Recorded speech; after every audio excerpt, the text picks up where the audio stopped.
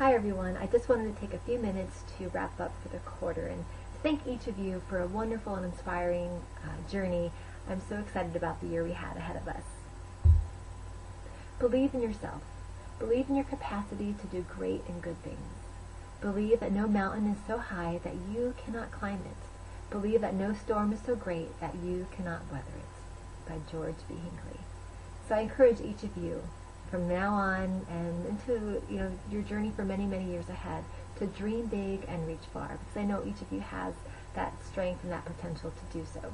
As we wrap up our quarter, just keep in mind as you're submitting your final proposal, and then again we will do some revisions possibly in the summer as you fine-tune your research and do your IRB application. There might be some changes that we need to make, and that's fine, but just keep in mind the big picture, that the capstone proposal, this capstone project, is the large piece, the umbrella. And then underneath that, for some of you, you may have what we call a needs assessment or initial interviews.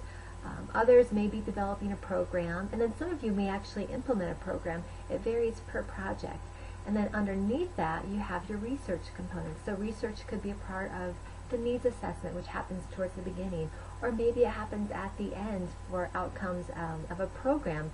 Maybe it's twice, maybe it's only one time, and that's kind of the differentiation between the research and the capstone. So capstone's the big picture, and then you'll have the research components, and then a program might be something that you develop and maybe you implement, but it's not always research related. So really think about what data am I gathering, and what I have to have on an informed consent, and that's what the IRB wants to know about. If I don't need to gather data to measure things, then I don't need to have that be part of my research plan.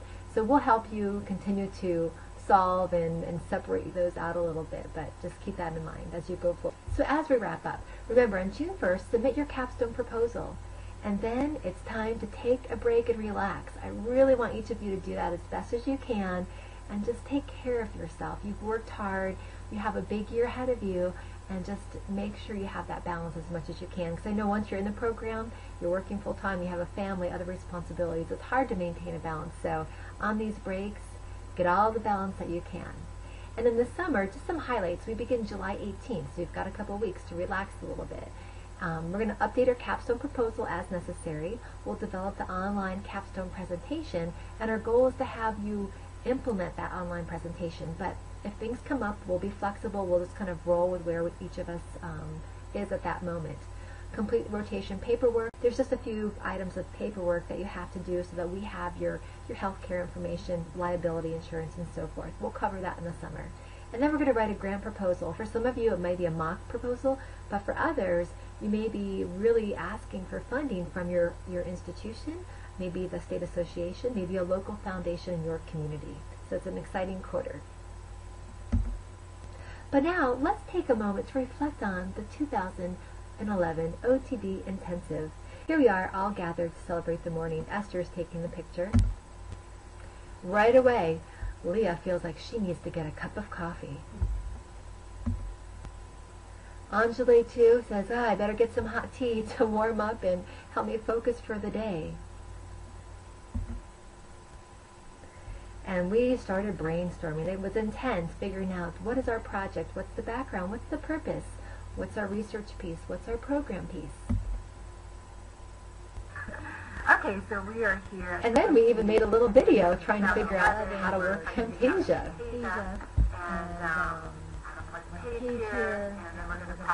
You're probably noticing I say a lot. After that presentation, RSU was thinking this is crazy. And here Esther and Donna are looking at the present, what's in the bag. RSU loves it. There's Anjali picking hers. And then a great picture of Christy just there to share and inspire each of us. Then back at the house, we're all trying to relax after a very intense and kind of emotional and mind-boggling day. And Donna starts telling Afshin about her project. And he says, what is phenomenology? And there's Ariana. She was really excited to get all dressed up for each of you. Then we sat around and enjoyed the day, talking and sharing. And Esther's telling the story. She is a great storyteller. And here's Donna talking with Mary, and in the background, Ariana is running around. And Wade and Katie chatting. Now, what is Leanne telling Ariana to do? Let's look and find out. Oh no! She must have been planning to have the kids attack Leah, so it got a little rough for a while. Poor Leah is down. And notice Donna's not helping out. She's just standing there smiling and watching as Leah now gives the kids a ride. And she's loving it.